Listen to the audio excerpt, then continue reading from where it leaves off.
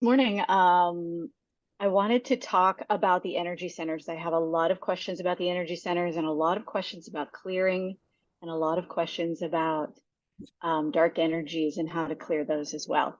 So those are three separate topics. So today I'm just going to go into the energy centers because they're so juicy, so rich, so interesting.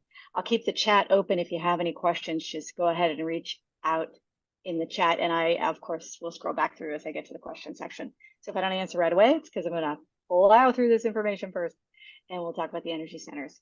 I want to thank you all for being here and thank you for your interest in the things I have to say, the knowledge and the wisdom I have to share. I have a lot of years of experience and I'm pulling it all together just to share it. What happened recently was that I was told to give this information out and to keep going and keep talking until I ran out of topics or questions. So we could be around for a while or not, who knows? It'd be cool to see. All right, I wrote notes this time because the energy centers are packed full of there's a vast amount of information about the energy centers. For those of you who have used the term chakras, that comes from Sanskrit. It's a very old word and it means wheel. And it's important to know that simply because the chakras or the energy centers themselves are shaped like a wheel.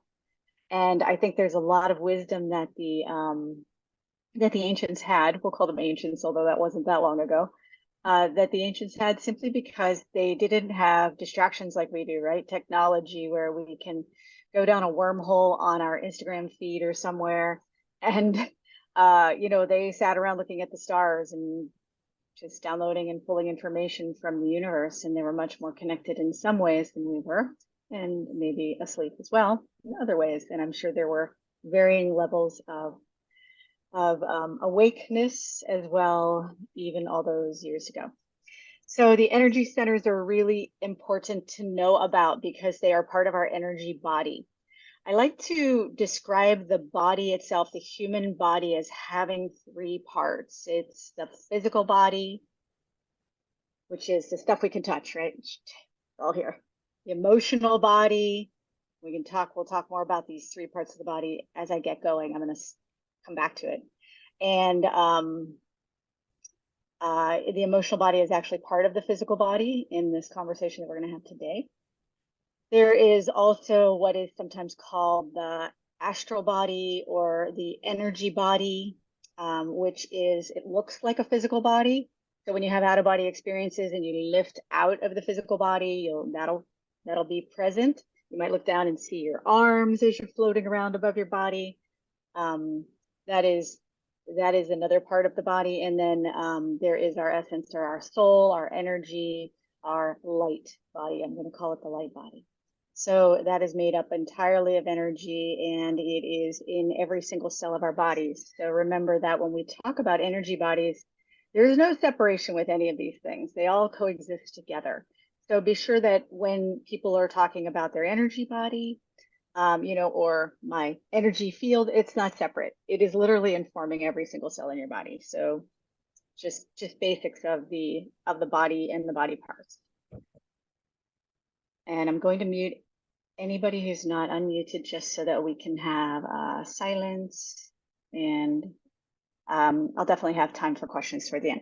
All right, let's talk the first energy center. It's at the perineum, the base of the spine. As Dr. Joe Dispenza once said, it's the space between things down there in his progressive course. So that describes it very well for anyone who's had a baby. You know exactly where your perineum is. You'll never forget that spot. It's the root chakra, and it's the energy center that connects us down into the earth. It's not the only one that connects us to the earth, but it is the one we associate it with it. So if any of you ever do a meditation where you're looking at symbols, oftentimes my symbol, and I'm sharing this as a visual for anyone who has never done that meditation or just has a hard time understanding what that energy center is. I always visualize the tree of life having both an upper and an inverted, right? So, and it comes from that perineum, that tiny spot where there's the tree of life that goes up and encompasses my whole body. But then the mirror image of it is down into the earth, like a tree upside down, leaves and everything. Let's make it a deciduous tree. You can have any tree you want in your mind. I'll make it a leafy tree. And down into the earth go all the branches and all the leaves. And the importance of knowing that or seeing that image is that energy comes up from our physical earth through all of those channels. Okay, so, and sometimes in some traditions, they'll tell you to send a root down into the earth, or they call it the root chakra. So what they're saying is send a root down into the earth, because this is where you're pulling energy. And it's important to know this as an earth being, because we are in a symbiotic relationship with our planet. Okay, so that energy center, the perineum, is associated with the adrenals. For any of you who have ever experienced stress, I say a little prayer and a thank you for your adrenals, because they are super helpful. But years and years of stress will really tax your adrenals, and whole other conversation. But just know that the first energy center is associated with the adrenals.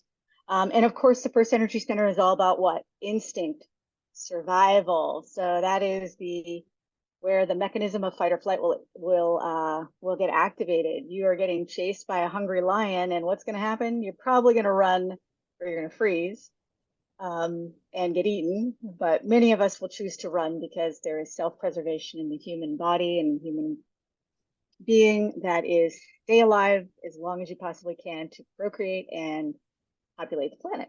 It's just a biological thing, and that biology is important to know because it impacts our energy field as well. All right, the last thing about the first energy center is it is two things. It's associated with the color red, so the rainbow: red, orange, yellow, green, blue, indigo, violet, and then white light at the top. So it's associated with the color red. Important to know, maybe. A lot of people, I try to put out a lot of information because people have different ways of relating to it. So maybe when you're trying to tap into the first energy center, if you have challenges, look at the color red. So there's just another tool. The first energy center is also associated with our sense of smell. So interesting that each of the energy centers are associated with one of the senses. And as we get closer to the top, it'll get interesting.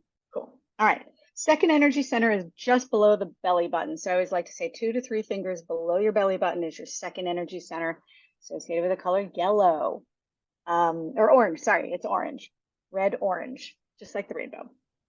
All right, I'm looking at my notes because I didn't want to have to try to stiff and go rogue in my own mind, because then I'll go way off and go on tangents, which are cool too. The second energy center is associated with the ovaries and the testes, has to do with creation and creating life, right? Because that's where procreation is: sexuality, desire, sensuality, reproduction, creativity. So this energy center is associated with the sense of taste. As you become more familiar with the cues that your energy body is giving you, sometimes you'll find that in your meditations, you have a flavor in your mouth. Maybe it is, like happened to me once, 1980s hairspray, right? So I was born in the 60s. I was a teenager in the 1980s. There was a lot of hairspray going on. So there were memories associated with something to do with my second energy center, and it came in the form of the flavor of that, whatever that hairspray was. As weird as that might sound, pay attention to all the indicators and clues that come to you as you're meditating. No detail really should be just thrown out. At least take a look at it for a second. All right.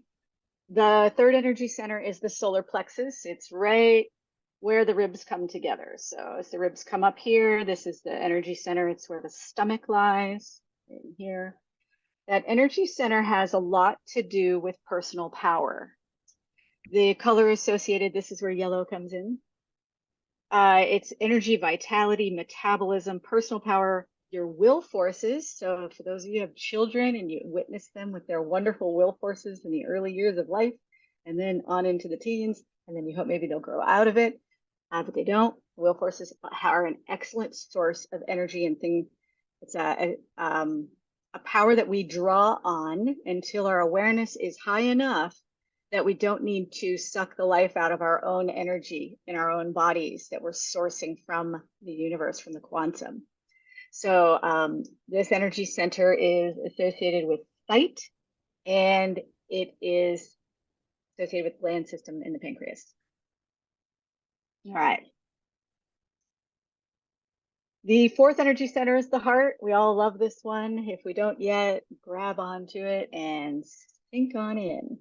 The heart is love, compassion, connection, ego, forgiveness, flexibility.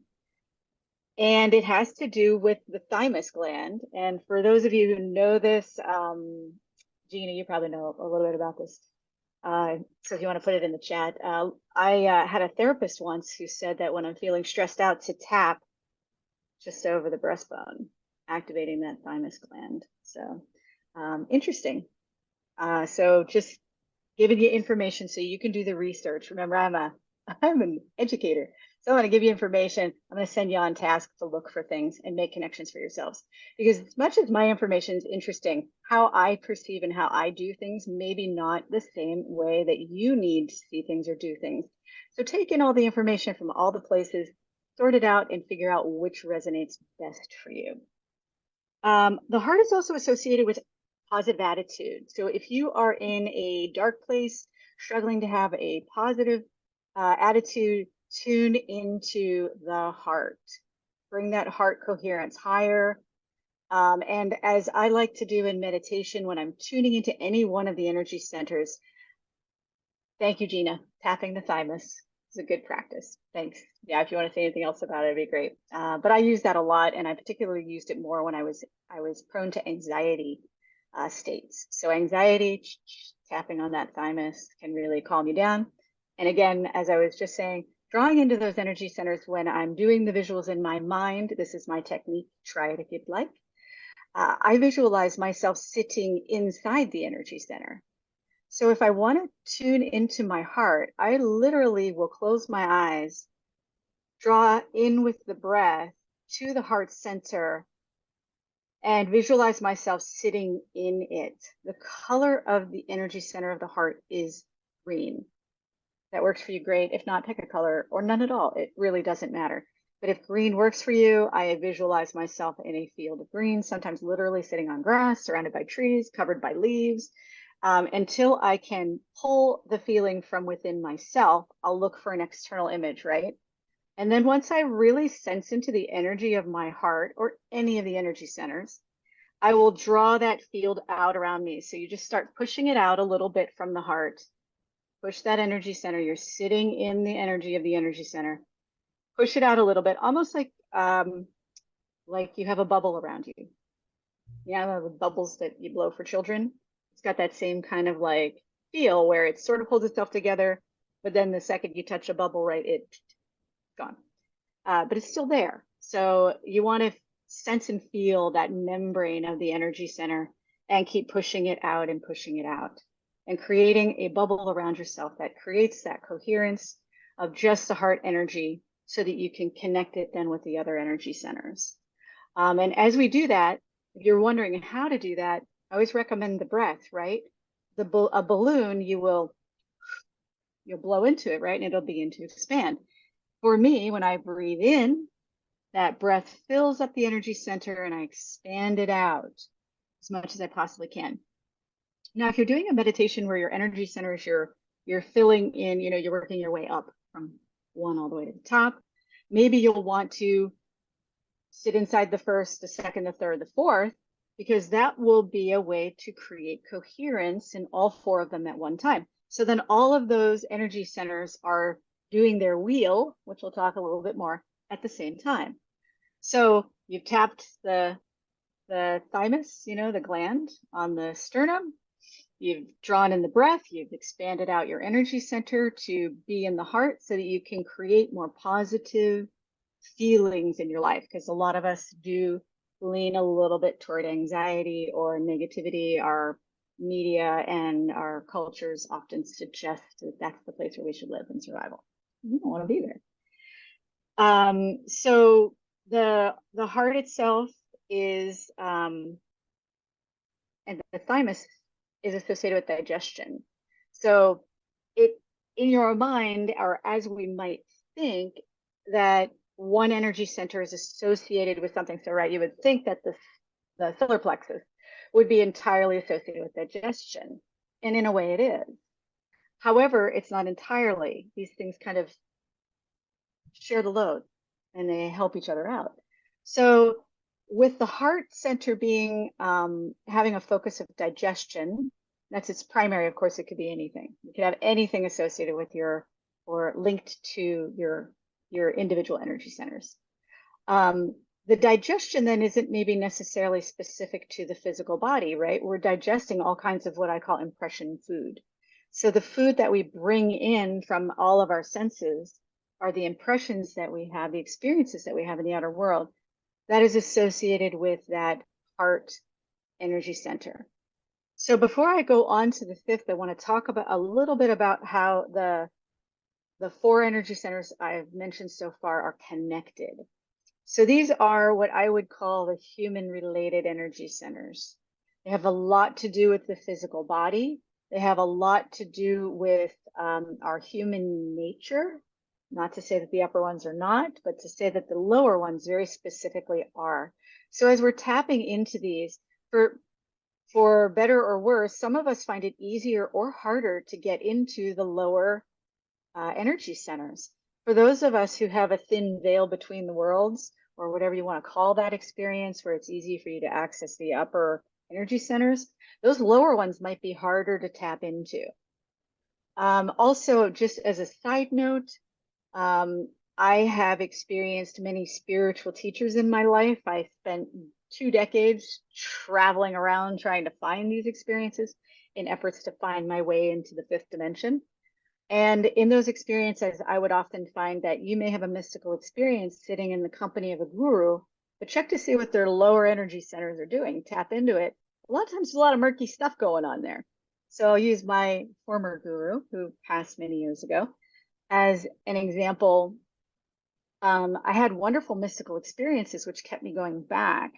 But what I discovered in the end was there were a lot of, and I knew this through my shamanic training, and I could sense these things a little bit better, like not only my own energy centers, but other people's, was that his lower energy centers were very, very bogged down with energy that wasn't being released. And when I looked at his physical body, he was shaped a lot like this. Okay.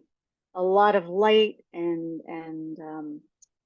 energy flowing in the uppers, but his body then was super wide and heavy and dense at the bottom of it. In addition to that, this particular guru, and you may see this in spiritual communities, had a lot of interesting sexual stuff going on. Okay, multiple wives, I think, is the reason I got kicked out, is because I started asking questions like, hey, I don't really care about your sex life per se, but I am curious to know what would compel you to feel this desire or the need. Oh, I know all about Osho. I can talk about him too. To have multiple partners in such a public setting. But then not to, he made it very clear that no one else in the community was allowed to do this, but women could join his work group, which I love that term. But anyway, besides judgment or whatever, which I have had judgments now I understand a little bit more about how the energies work. And people have karma and experiences that they're having. So the women that worked with him had their own little dance that they did. So not going any further into that, but just giving you an awareness and an example so that you can go out and explore on your own for yourself and draw in your own information. Be mindful of, people you're interacting with. Could be family, could be friends, could be strangers on a bus, on a subway. You can check in and be like, okay, what's happening here in my energy body? What am I feeling? And is it internal? Is it me? Or is it sort of a relationship to something on the outside? And maybe you'll check in and go, oh, okay, I'm suddenly feeling, a deep sense of grief. Is that mine? Where would that come from? And you might turn to someone next to you on a bus and be like, that person's going through some stuff, and that's, and send out love or whatever it is you do. But just starting to recognize that your energy centers are a communication system, and the lower four are pushing out the energies, right? And we'll talk about the flow in a moment. I'm going to get through all of them. But these energy centers are pushing out energy, cleansing the physical body of yours, sending out energies into the universe, and also collecting energy from those around you and the experiences around you, from trees, from rocks, from the path you're walking on. There's an exchange of information there. We like to think we're contained in this little thing, but we're really not. All right, let's move on up to the throat chakra. the throat energy center. It is associated with the thyroid, very obvious, you know, the butterfly-shaped gland here. Immunity has to do with immunity, the color blue, and your sense of hearing. It's about creativity, communication, healing, expression, the balance of the masculine, feminine. Talk about that in a minute. And also your respiratory system, the ear, nose, throat. So anyone who has a lot of ENT issues, maybe explore what's happening in that fifth energy center. So ear, nose, throat, and it's about openness. So as I've mentioned in the past, and I'll talk a little bit more about it, the physiology of the wheels of our energy centers, they are shaped like cones, like ice cream cones with the point at the bottom, the sugar cones that are so tasty and crunchy. They now make them out of waffle. Oh, delish. Okay, it's a cone and it comes in from the outside of the body, and the tip of it goes into the nervous system. We have one in the front of every energy center and one in the back, except for the first and the seventh, which are one straight down and one straight up. Within that cone shape is a wheel, and the wheel goes clockwise or counterclockwise. Of the 7 energy centers we associate with the human body, that are within the human body or part of the human body, they're not exactly within, they're in and they're out. The fifth one is complex. It has a double cone. So one will be spinning counterclockwise and one will be spinning clockwise. It is simultaneously drawing energy in and pushing energy out. It is a really wonderful mechanism that has been in the human system to help the lower energy centers clear. So in my shamanic training, it was called combustion. The fifth energy center would then combust energy for the lower 4. Yeah, take it in, see how it feels for you. Also pulling energy in from the upper, right? So we have that connection, which actually comes to the heart of the earth energies, whatever that color might look like for you. Let's say brown, because earth, dirt tends to be brown. And then the celestial energies, or the upper dimension energies that come in through the top, and they will yin and yang symbol, right? Light and dark. Okay, masculine, feminine. Okay, energies coming in. I like to draw them down into the heart. They could rest in the throat, but I draw those energies from the fifth to the heart and dance with them there, so that I have the density of my physical body to prevent me from passing out. So if any of you ever had that experience where you're doing a meditation and you kind of lose consciousness, that's not uncommon. The physical body gets overwhelmed, and it just is like, okay, I'm just gonna take a break now. That doesn't mean your meditation stopped. So I like to consolidate and pull those energies into the heart. All right. 6th energy center, we call the third eye. I have read a lot of different information about the 6th energy center. So do what feels right to you. The 6th and the 7th energy centers are associated with the pituitary and the pineal glands. In older traditions, it was believed that the 6th was associated with the pituitary and the 7th was associated with the pineal. However, Dr. Joe Dispenza's work talks about the 6th energy center being associated with the pineal gland and the 7th being associated with the pituitary. Those glands are pretty close together, so it would make sense that it could go either way. So sit with what feels right for you and go with that. The 6th energy center is all about your intuition. So the feeling or the sense associated with it would be intuition. And the color is indigo. It's about the body rhythm, connection to other dimensions, imagination, your innate or intuitive knowing. It is kind of the, it works with the endocrine system and the autonomic nervous system, and it's about clairvoyance. So anyone who knows any psychics, I know quite a few, or astrology chart readers, or people who are really deep into things like the Enneagram or there are so many different tools out there for divination, and I'll do a whole thing on divination another day. But they use a lot of this sixth energy center to pull in that energy. And again, remember we talked about the energy kind of going in a flow around and like this. Say more about that in a minute. Imagine that when you're with a psychic, whether they are local or non-local, so they could be on the internet, the energy will come out from their sixth energy center and they are going to tap into yours. So there will be literally an energy cord that escapes from somewhere in their body. Some of them, it can come from anywhere, but if we're being very basic, it'll come out. And we want to make sure when we're doing any psychic work that we're super clear on the fact that psychic energy is,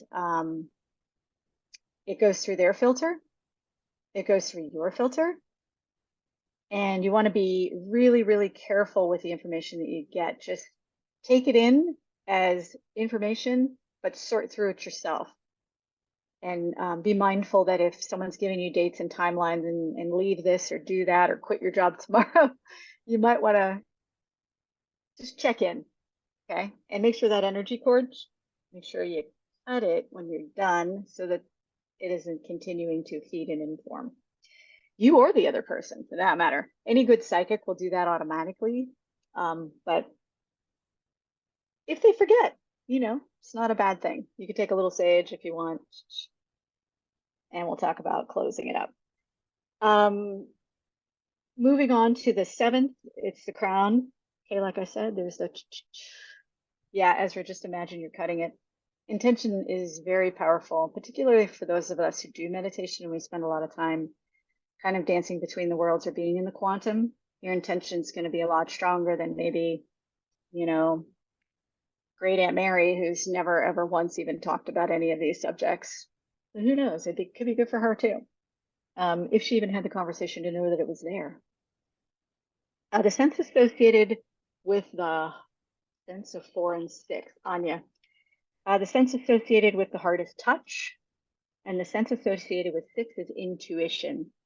The 6th sense, as it's called, which I find apropos, intuition, 6th sense. The crown chakra is associated with the color violet, going up the colors of the rainbow. It is again associated with the pituitary gland, which has to do with growth. It's associated with the central nervous system. So the 6th and the 7th dance through this information and use it the way it feels right for you. Autonomic nervous system, central nervous system. Okay. It's about body rhythm as well. And it's interesting that while the lower energy centers are associated with the physical body, that the upper ones are about the body's rhythm. So that's interesting. Just take that in there and see how it feels for you. I like to say that the sense associated with the upper one, I'm calling it higher order thinking using my academic background. It is, I'm going to describe that and what I mean by that a little bit more so it doesn't get confused with Maslow. And that is where we are taking information in from the unseen world, keep it general, and we're pulling it in to dance with the energies of the physical body, the human realm. And we are making connections so that we have different experiences. So kind of living in the future. We know that anything associated with the lower energy centers, if we're completely trapped in there, there's going to be a survival mechanism in place. A lot of chat about this going on, the drama triangle or the victim triangle, savior, perpetrator, victim, savior, and perpetrator. Yeah, that's right. So savior, victim, perpetrator in that drama triangle. That's associated with the lower energy centers. So if you're ever caught in that where you're feeling like a victim, you're in the drama triangle, or if you feel like you need to save people, in the drama triangle, these are all associated with lower energy centers. Whereas when we're working with the upper energy centers, we have to make connections. We can go into the quantum and stay there, but as long as we're still embodied, we're still in this physical body, we haven't left this physical body, It's going to have to be some communication between the two in order to shift that reality in those lower energy centers so we aren't living in survival. In other words, we are creating a new experience for what it means to be human without having to worry about tigers eating us, which most of us don't live in a place where that's a problem. If you do, take pictures, because I love the idea that there are still wild tigers out in the world somewhere. We'll see. All right. Also, the seventh energy center is associated with transcendence, spirituality, cosmic consciousness, higher awareness, and higher awareness and reasoning. Metabolism, DNA and RNA. Our code is associated with that upper energy center. Our hair, okay, hair's important. We don't talk about it much. And our spiritual connections. So when I was part of one spiritual community, a lot of women wore their hair up, and intentionally up or down because they're like little tendrils of information, right? And we know that we can do hair analysis. Science already is doing that stuff where they can find out what you've been eating and all kinds of stuff from your hair. So whether you believe it or not, just throwing out the information that you can use or not use, whatever works for you. The last two energy centers that I'm going to talk about are the palms. When I do professional clearing work, the palms are like in the Tibetan tankas, Buddhist tankas, you'll see eyes on the palms.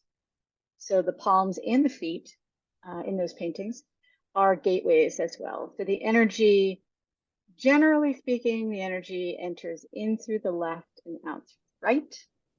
However, in the work that I've done, particularly in healing work, it's both ways. It really just depends. And I also find too that some people are wired differently, particularly young people who you might describe as having a lot of awareness, indigo children, autistic children, or people where the veils are very thin. The energies are going to move a little bit differently through these energy centers, the hands and the feet. Keep in mind that you have energy centers on your feet. So you are walking around on the earth. There is an exchange that's happening. Andrea, yes, could go on for hours about that. So we're talking about the basic energy centers and the information transference that happens there, but we have numerous energy centers in the body. And I'll tell you a story about that if we have time. And it was the Blue Healers showed me exactly where all those energy centers were when I was at the Dr. Joe Dispenza retreat in June and what they looked like. So Dr. Joe does say, put your left hand over your heart. So yeah, there are all kinds of wonderful connections with these hand energy centers. But if you do clear yourself, you want to make sure you're clearing these as well, hands and feet, if you're clearing your energy centers. In the meditations, we're only going up this way. But you can also just throw out a little intention to say, even before the meditation, in case you forget, to say, hey, while you're at it out there, you know, body clearing the energy centers, could you clear the hands and the feet as well? Okay, and you may notice, I saw in the chat, somebody was saying that they were meditating and their arms were doing this thing, right? Their arms were moving, doing a disco is what I read. I love that because that's happened as well to me, and I've seen it in other people in Dr. Joe Dispenza's retreat, where the arms get going. That's the energy moving. And again, we're talking about the energy centers of the hands. So if you find your arm is like doing this, and you're like through one whole meditation, my entire arm was up like this. Like I thought, okay, this is weird, but I'm gonna go with it and see where it leads. But it was energy doing a reverse. It was my left arm. It was pulling energy in this way, and it comes in through the throat here. And then I was pulling it down into the heart. So my arms are doing this thing. There are also traditions where the arms, again, Tibetan tankas, take a look at these paintings. You'll see their arms doing these interesting things, their hands making gestures. They're called mudras. So it's not unusual if you find your arms doing a disco. That's a thing, and it's been happening for millennia. Let's see. So we talked about from here, I'm going to go to the eighth, the energy center above the top of the head. It can be super close, right? So how many paintings of Jesus have we seen with the white round halo around the back of the head? You don't need to be Christian to appreciate some of the sacred art that's out there in the world. Just go to a famous museum and you'll see this. That is the eighth energy center hovering here by the head. Okay, and we all have one. We all have a halo called the halo. It's associated with the color white and fifth dimension awareness. I'll just say fifth dimension, but it's any of the upper dimensions. Sort of our connection. I call it also the God connection, if you believe in or use that word. It's collective consciousness. So not just human consciousness, which is associated with seventh. So the seventh energy center is all the human information and the collective of the humans. And then the eighth, we're pulling out now into the collective consciousness from the universe. And all of the human information lies within that center, and that, and of the other species in the universe as well. It's what I call the vault. Okay, it's like the vault for pretty much everything is there, and we all the information we want to pull in, we can find in the quantum, which is where we ascend our energy into the unknown, and it'll pass through that eighth energy center. In the unknown, or the void, or the quantum field, where all energy exists, it's not yet manifest, right? It is there, but it's not manifested. So the filter for it to come in is going to come through this upper eighth energy center. And it will include, once it does manifest within us or anywhere in the world, it will have a place, kind of like a, yeah. So it's like once the universe creates something, it can create it again and again in multiple iterations. And that's how we describe, or I describe, I should say, that's how I describe the beings that I've seen in the multiverse, in the different dimensions, is that it is an iteration of something I've already seen on this planet, and it maybe is just slightly different, like the mantis beings or the reptilians or the Arcturians or the angels, or on and on and on. There's so many of them. And again, if you haven't already gotten this book or didn't see it last time, it's a pretty good one, Extraterrestrial Species Almanac, to at least give you a little bit of information from this person's filter, so that you have something to go on. But you can Google, and there's so much out there on the internet. Like I said, just take it in through your own filter and categorize it in a way that works for you. It's not, we're talking about the unseen world, so everyone's going to filter it through their own little filter, and it's okay that your images may not be exactly the same as somebody else's. Until we are able to categorize this scientifically, or whatever we want to expand that science into for the unseen world, we will have to use human terms and human images and human senses to get there. All right, so we talked about the three parts of the human body. We know how the energy flows. It goes this way, out and around and back in, up through the top and down, and it can reverse, and there can be doubles. So the energy flow of the body, information out, efforts to cleanse, share, and pulling back in. We're receiving data and information all the time on the energetic level. Three parts of the human body: physical, the subtle, and what I call the light body. The physical body, as I said, is made up of the physical, the mental, the collective unconscious, and our energy field, which I call the biofield. That's the term used in peer-reviewed research. So I'm going to throw it out there. If you hear people being biohackers, they're talking about both the physical body and taking supplements and stuff. I narrow it down to just the biofield. I work with the biofield. I help people hack that, and figure out where are these energetic imprints stuck just in the energy field. Which the energy field, the biofield, is in every single cell of your body. It's not just this beautiful little orb that's outside and around us, and it's really a fun concept and out there. It is literally part of who we are. It is the energy. It's the energy between every single cell in our bodies. So We're made up of mostly space, as they say, and that space is our biofield. So that's the physical body. Again, the physical body is comprised of the physical, things we can touch, the mental, emotional, which is where a lot of us do a lot of work. The collective unconscious, Carl Jung maybe is the best person to read when it comes to the collective unconscious, and then our biofield. The subtle body is, again, that part of our body that it emerges from maybe the top of the head when we have out-of-body experiences. It looks like a physical human form. We can look down and see the arms of it, the legs of it. It will take that shape. And it's sometimes called the astral body. It's our dream state, essentially. So again, it's part of the whole thing. These aren't separate, but I'm trying to give distinct ones so we can talk about different things along the way. And then the light body, I'm not sure that's the correct term. I made it up this morning, calling it the light body based on one of my shaman teachers used the light body as an example.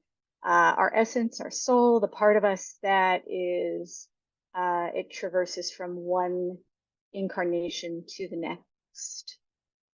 And it's our pure awareness. So once we leave our physical body, we are in a state of limbo where we then move on to the next one. That's a whole other conversation. Okay. So I covered that. All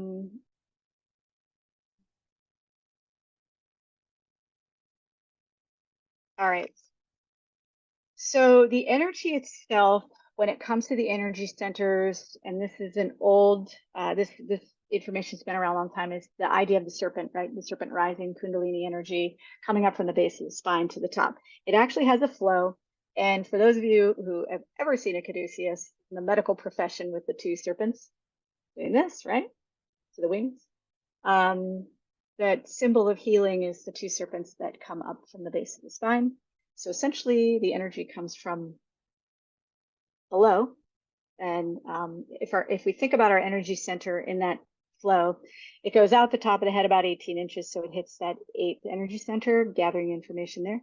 Circles around down into the earth, which is how we can intentionally cleanse our energy, is saying, okay, I want to put it down into the earth. Here's a massive thing, right? It can absorb a lot of energy and transmute it in what I call composting. Composts our energy. The soil loves to do that.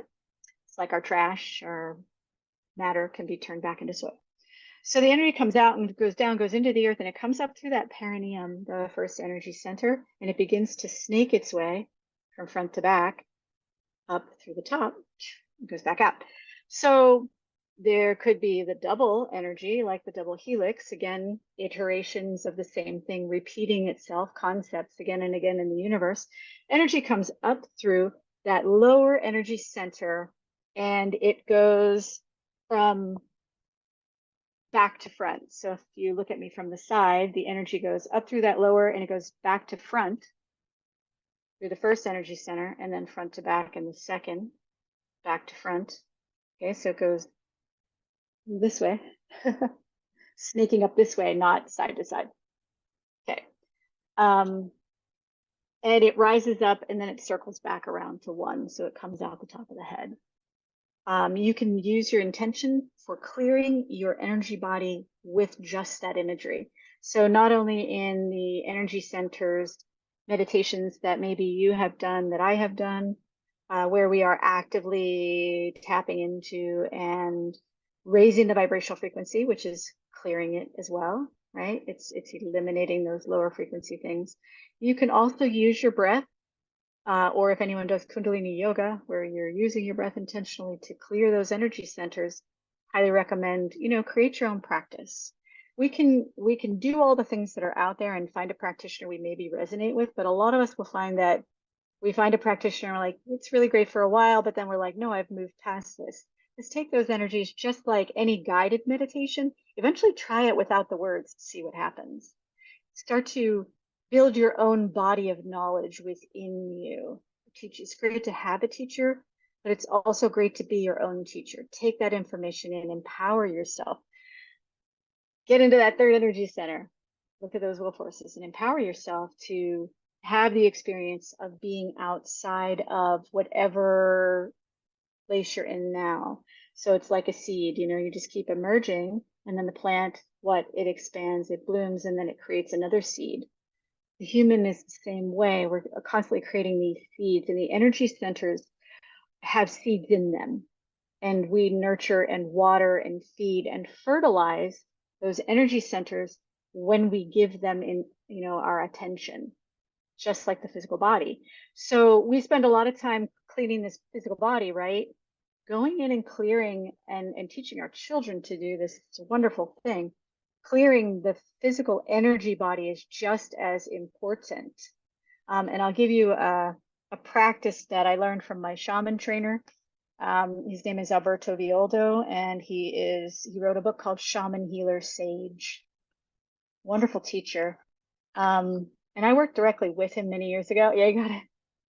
Yeah. Yeah, wonderful book. Shaman Healer Sage is my favorite. I worked with him directly many years ago. He no longer does it. He's elderly and has a whole team of people doing it instead. And the program's not the same as it was, from what I understand, but his books are wonderful. And I did download a lot of information when I was using or reading his book, Shaman Healer Sage. It gives a lot of the basics that I'm talking about here too. I'm just combining all the information I've read and learned over the years into one space to make it easier for everybody to get information at the same time. All right, so when clearing the energy centers manually, I recommend this in the shower. This is Violdo's information. I'm just passing it on. I can take no credit for this part. As I said, the energy centers are cones and they spin. And what you want to do is imagine that the energy center, and start tapping into those energy centers and see what's going on. You might find that some of them feel like they're spinning really well and others are not. And spend more time with the ones that are not, because those are the ones that are requiring a little release. So if we imagine there's that cone and a clock, imagine you have a clock on your chest. It's 12 o'clock, 6 o'clock. And you want to unwind that energy center counterclockwise. So if we're doing this counterclockwise, the clock's facing out. And you guys might be seeing a mirror image. So counterclockwise. The cleansing. And all you do is literally take your fingers, as he says, put them in there and spin it around and tease the energy out. Just tease it out. And you're doing it in the shower, so it's going down the drain. Okay, so it's just an energy cleanse. You want to open all of them. Why not? Open them all. And again, attention is really important. So I often will get in the shower and I'm in a hurry. I'm busy. I have places to go. And I'll be like, okay, energy centers, I want you all to open now and unwind. And I'll do something like that. Not even super specific, but it's just like my body already knows what to do because I've done it thousands of times. I use that noise too. It's kind of funny. Don't know why. So I'm opening them all and I do my shower. And then if I remember, I will then close them all with counterclockwise. Okay, I was doing it badly. 12. Okay, yes, there, counterclockwise, and then clockwise closes them. Thank you. I know. I got that look where I was like, okay, I'm doing it wrong. Having a dyslexic moment. Not my first. Okay, so counterclockwise, clockwise closes them. You can use your intention with that as you get better at it. And then if you're camping, you can do it in a stream. If you are out hiking, you can hand it over to the earth. Water will clear it faster. Remember, earth is far more dense, so it takes a little bit longer. And that's a conversation, whole other conversation. But clearing those energy centers like that will definitely help with just clearing the energy body. And again, when people talk about negative energies and wanting to not have an affinity for them any longer, the more you do energy center focused stuff, tuning in, raising vibrational frequencies, physically clearing, the more you erase is probably a good word, or eliminate those affinities. So keep up the practice. There are faster ways. I'll tell you in a minute about that. So energy centers clearing out. And then what about pulling in energy? Okay, so If you're in the shower, you forget to close your energy centers, I'm going to tell you they will automatically close themselves. They do that. Also, as the Oldo says, if you feel that 2 o'clock slump in the middle of the day or anytime during the day, it's a natural process of your physical body opening those energy centers and dumping them out. It's doing it on your behalf, your physical body's behalf. It's like, yep, yeah, let's just get rid of this. There is some value in siesta for those of you who have ever spent any time in Mexico. And Italy had siesta time too. So maybe other countries do as well, where there's a little downtime in the middle of the day.